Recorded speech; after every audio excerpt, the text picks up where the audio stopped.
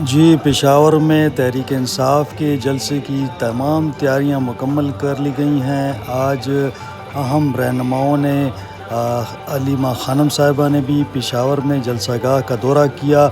आएँ उसकी तस्वीरी झलकियां देखते हैं।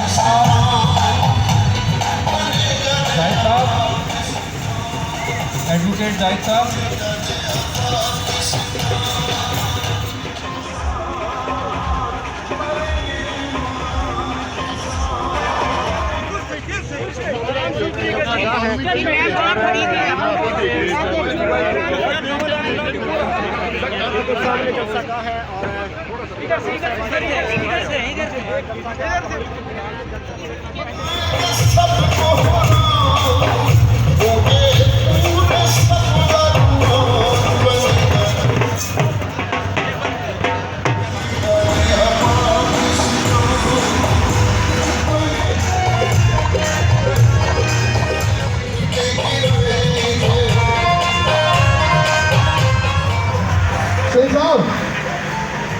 यार एक मिनट के सामने आप प्लीज